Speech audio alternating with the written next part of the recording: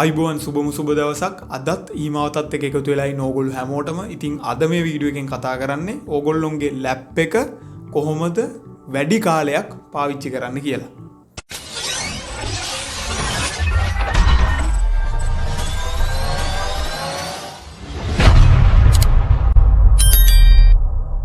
ඉතින් ලැප්ටොප් එකක් කියන එක අද කාලේ ගොඩක් අය පාවිච්චි කරනවා. ඉතින් මේ විදියට පාවිච්චි කරාට ගොඩක් අය දන්නේ නැහැ කොහොමද මේක හරියට යූස් කරන්න කියලා. ඒ කියන්නේ බැටරි ලයිෆ් එක කොහොමද අපි හරියට මේන්ටේන් කරගන්නේ? ඊට පස්සේ ලැප් එක ගොඩ කාලයක් පාවිච්චි කරන්න අපි මොන වගේ ටිප්ස්ද අනුගමනය කරන්න ඕන කියන එක ගොඩක් අයට අවබෝධයක් නැහැ. ඊළඟ කාරණාව තමයි අපි PC එකක් රිපෙයාර් කරන්න යනවට වඩා ලැප්ටොප් එකක් රිපෙයාර් කරන්න ගියාම අපිට වැඩි මුදලක් වැය කරන්න සිද්ධ වෙනවා ඒ වෙනුවෙන්. ඉතින් මේකත් ගොඩක් ලොකු ප්‍රශ්නයක් තමයි ලැප්ටොප් රිපෙයාර් එකකට අපි ගියාට පස්සේ අපිට අත්විඳින්න සිද්ධ වෙන්නේ.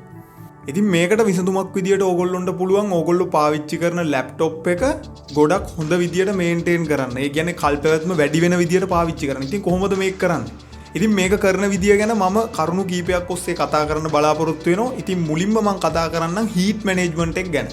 ලැප්ටොප් එකකදී හීට් මැනේජ්මන්ට් එක කියන එක ඉතාම වැදගත් දෙයක්. ඒ කියන්නේ ඕගොල්ලොන්ගේ ලැප්ටොප් එක ඕවර්හීට් වෙනවා නම් ගොඩාක් රත් වෙනවා නම් එතකොට ලැප්ටොප් එකේ තියෙන හાર્ඩ්වෙයාර් වලට ප්‍රොසෙසරේට වෙන්න පුළුවන්, GPU එකට වෙන්න පුළුවන්, වෙන්න තියෙන ඩැමේජ් එක වැඩි. මදර්බෝඩ් එකට වෙන්න පුළුවන්, RAM එකට මේ වගේ විවිධ කොටස් වලට ඩැමේජ් වෙන්න පුළුවන්කම තියෙනවා. ඉතින් කොහොමද මේ හීට් මැනේජ්මන්ට් එක අපි හරියට කරගන්නේ?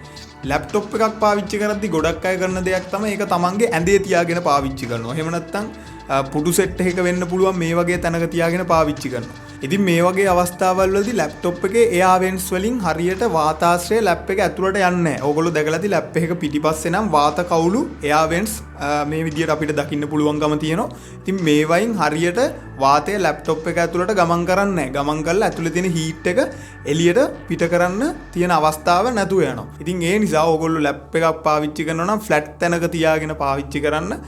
ඇඳක හරි නැත්තම් පුඩු සෙටියක හරි තියාගෙන පාවිච්චි කරන්න එපා. එහෙම වුණොත් එයා වෙන්ට්ස් වලින් හරියට වාතාශ්‍රය ගමන් කරන්නේ නැහැ ලැප් එක ඇතුළට. ඉතින් මේක තවත් එක කාරණාවක්. ඊළඟ කාරණාව තමයි ලැප් එක දැන් ඕගොල්ලෝ සාමාන්‍යයෙන් ඔෆිස් වර්ක් වලට හදපු ලැප් එකක නම් ගොඩාක් හෙවි ගේම්ස් ප්ලේ කරන්න යන්න එපා. එහෙම වුණොත් ඕගොල්ලොන්ගේ ප්‍රොසෙසර් එක වගේම GPU එක ගොඩාක් ලොකු හීට් එකකට යන්න පුළුවන්. ඉතින් මේ වගේ වෙලාවල් වලදීත් ඕගොල්ලොන්ගේ ලැප් එකට වෙන්න පුළුවන් ඩැමේජ් එක වැඩි. සාමාන්‍යයෙන් අපි ගත්තාම GPU එකේ හෝ ප්‍රොසෙසර් එකේ මැක්සිමම් ඔපරේටින් ටෙම්ප් එක අපිට බලා ගන්න පුළුවන් ඉන්නේ සෙල්සියස් අංශක 100ත් 110ත් අතර වගේ රේන්ජ් එක. ඉතින් ඕගොල්ලෝ හැම වෙලේම try කරන්න ඕන මේක සෙල්සියස් අංශක 80 ගණන් වල වගේ රේන්ජ් එක තියාගන්න. ඉතින් මේ වගේ ලැප් එකක කියන්නේ අපි ගේමින් වලට හදපු ලැප් එකක් නෙවෙයි නම් ගේමින් නොවන ලැප් එකක ඔෆිස් වර්ක් ටාගට් කරලා හදපු ලැප් එකක ඕගොල්ලෝ ගොඩක් හෙවි ගේම්ස් ප්ලේ කරනවා නම් ප්‍රොසෙසර් එකේ වෙන්න පුළුවන් GPU එකේ වෙන්න පුළුවන් හීට් එක සෙල්සියස් අංශක 100ටත් වඩා එහා රේන්ජ් එක යන්න පුළුවන්. ඉතින් මේ වගේ වෙලාවල් වලට ලැප් එකට වෙන්න පුළුවන් ඩැමේජ් එක වැඩි. ඒ නිසා ඕගොල්ලෝගේ ලැප් එක ගේම්ස් ටාගට් කරලා හදපු ලැප් එකක් නෙවෙයි නම් ගොඩක් හෙවි ගේම්ස් ප්ලේ කරන එක අඩු කරනවා නම් තමයි හොඳ. ඊළඟ කාරණාව තමයි මේ වගේ හීට් එක වැඩි වෙන මොකක් හරි සොෆ්ට්වෙයාර් එකක් ඕගොල්ලෝ රන් කරනවා නම් ලැප් එකේ නිතර ඕගොල්ලොන්ට පාවිච්චි කරන්න පුළුවන් කූලින් පෑඩ් එකක්. කූලින් පෑඩ් එකක් පාවිච්චි කරන්න පුළුවන්. ඊට අමතරව ඕගොල්ලොන්ට පුළුවන් මොකක් හරි රෙපියුටඩ් සොෆ්ට්වෙයාර් එකක් පාවිච්චි කරලා අපේ ලැප් එකේ තියෙන හීට් එක කොච්චරද කියලා මැනගන්න. එහෙම වෙලාවල් වලදී ඕගොල්ලොන්ට ඒක සෙල්සියස් අංශක 100ට එහා යනවා නම් නැත්නම් සෙල්සියස් අංශක 100ට කිට්ටු වගේ එක යනවා නම් ඕගොල්ලොන්ට පුළුවන් කූලින් පෑඩ් එකක් පාවිච්චි කරන්න. එහෙමත් නැත්නම් ඕගොල්ලොන්ට සිද්ධ වෙනවා ඒ සොෆ්ට්වෙයාර් එක ඕගොල්ලොන්ගේ ලැප් එකේ රන් කරන එක නවත්තලා දාන්න. ඊළඟ කාරණාව තමයි අපි ලැප් එකක් ගොඩ කාලයක් පාවිච්චි කරද්දී අපිට වැදගත් වෙන කීබෝඩ් එක. ගොඩක් අය ලැප්ටොප් එකේ කීබෝඩ් එක තමයි නිතරම පාවිච්චි කරන්නේ. කී නිතර ප්‍රෙස් කරලා ගේම්ස් ගහන්න වෙන්න පුළුවන්. නැත්නම් මොනවා හරි ඒගොල්ලොන්ගේ තියෙන සොෆ්ට්වෙයාර් එකක් රන් කරද්දී වෙන්න පුළුවන්. ලැප්ටොප් එකේ කීබෝඩ් එක සෑහෙන්න විදියට පාවිච්චි කරනවා. මෙන්න මේ නිසා ලැප් එකේ තියෙන කීස් කාලයක් යද්දි වැඩ කරන්නේ නැති වෙන්න පුළුවන්. ඉතින් මේ වගේ වෙලාවල් වලදී ඕගොල්ලෝ නිකන් කීබෝඩ් එකක් කඩෙන් ගන්න අරගෙන PC එකට ප්ලග් කරනවා වගේ නෙවෙයි. ලැප්ටොප් එකක තියෙන කීබෝඩ් එකක් අපි ආයෙ රීප්ලේස් කරන්න ගියාම අපිට සෑහෙන්න ලොකු මුදලක් වැය කරන්න සිද්ධ වෙනවා. ඉතින් ඕගොල්ලොත් ලැප් එකේ කීබෝඩ් එක පාවිච්චි කරලා ගොඩාක් වැඩ ගන්න කෙනෙක් නම් ඕගොල්ලොන්ට පුළුවන් ඒ වෙනුවට එක්ස්ටර්නල් කීබෝඩ් එකක් පාවිච්චි කරන්න. රුපියල් 1000ත් 2000ත් අතර මුදලකට ඕගොල්ලොන්ට සාමාන්‍ය හොඳ තත්ත්වයේ තියෙන කීබෝඩ් එකක් මිලදී ගන්න පුළුවන් වෙළඳ පොලේ.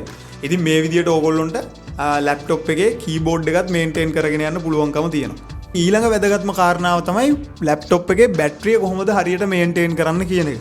ලැප්ටොප් වල ගොඩක් වෙලාවට අපිට දකින්න හම්බෙන්නේ ලිතියම් බැටරි.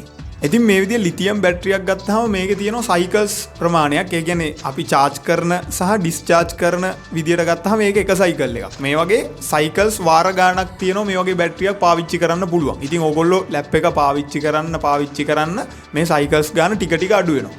ඉතින් මෙතනදී ගොඩක් අය කරන වැරද්දක් තමයි ලැප් එක 100%ක්ම full charge කරලා 100% වගේ වෙනකන් නැත්නම් 101 2 වගේ වෙනකම්ම බැස්සට පස්සේ තමයි ආපහු ලැප් එක charge කරන්නේ. ඉතින් මේක ලැප් එකට හොඳම නැති දෙයක්. ඉතින් ඕගොල්ලෝ පුළුවන් තරම් try කරන්න ඕන මේ බැටරි level එක 85 වගේ වෙනකන් සහ 130-35 අතර maintain කරගෙන යන්න.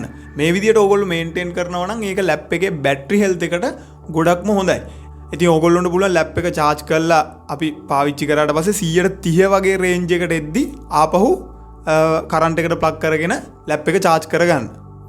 ඊළඟ කාරණාව තමයි මේ heat management එකත් බලපානෝ බැටරිය හොඳට maintain කරන්න. ලිතියම් බැටරියක් සාමාන්‍යයෙන් හොඳට perform කරන්න නම් සෙල්සියස් අංශක 50-60 වගේ රේන්ජ් එක තියාගන්න ඕනේ අපි අපේ ලැප් එකේ heat එක. ඉතින් බැටරිය ඕවර් heat වෙනවා කියන්නේ බැටරිය උෂ්ණත්වය සෙල්සියස් අංශක 80-90 විතර වෙනවා කියන්නේ ඒක ලැප් එකට එච්චර හොඳ දෙයක් නෙමෙයි. ඕගොල්ලෝ දැකලා ඇති ගොඩක් මේ ලැප්ටොප් මෙහෙම ඉදිමෙනවා. බැටරිය ලිතියම් බැටරිය ඉදිමිලා මෙහෙම කීබෝඩ් එකත් එක්ක මෙහෙම ඉස්සෙනවා. සමහර බැටරි කාලයක් ඇති ෆෝන් වල එහෙම වුණත් ඕගොල්ලෝ දැකලා ඇති. ඉතින් මේක වෙන්නේත් ගොඩක් වෙලාවට මේ devices overheat වුණාට පස්සේ. ඉතින් ඕගොල්ලොන්ට තේරෙන්නේ ලැප් එකක heat management එක මොන තරම් වැදගත්ද කියන කාරණාව. ඊළඟ දේ තමයි ඕගොල්ලෝ ලැප් එක පාවිච්චි කරන්නේ ගොඩක් dust එක වැඩි environment එකක නම්. කාලයක් ගියාට පස්සේ මේ ලැප් එක cool කරන්න පාවිච්චි වෙන fans වල එහෙම ගොඩාක් දුරට dust එක බැඳෙනවා. එතකොට හරියට මේ cool කරන්න ඕන කොටස් cool වෙන්නේ නැහැ. ඉතින් මේකට සොලියුෂන් එකක් විදියට ඕගොල්ලොන්ට පුළුවන් පොඩි ටිප් එකක් පාවිච්චි කරන්න. ඕගොල්ලෝ ලැප් එක කොහේ හරි තියාගෙන වැඩ කරනවා නම් එතන පොඩ්ඩක් පිහදාලා dust එකේම පොඩ්ඩක් අයින් කරලා ලැප් එක තියාගෙන වැඩ කරන්න. ඉතින් මේ විදියට ඕගොල්ලොන්ට පුළුවන් ඕගොල්ලොන්ගේ ලැප් එක ගොඩ කාලයක් පාවිච්චි කරන්න. ඕගොල්ලෝ වෙනදා ඕගොල්ලොන්ගේ ලැප් එක පාවිච්චි කරපු විදියට අවුරුදු 5ක් පාවිච්චි කරන ලැප් එකක් මේ දේවල් ටික අනුගමනය කරලා අපි පාවිච්චි කරොත් අපිට පුළුවන් ලැප් එක අවුරුදු 7ක් 8ක් වගේ කාලයක් පාවිච්චි කරන්න. සමහර විට අවුරුදු 10ක් වගේ වුණත් එන්න පුළුවන්. ඒක රඳා පවතින්නේ ඕගොල්ලෝ ලැප් එක පාවිච්චි කරන විදිය අනුව තමයි. හරි.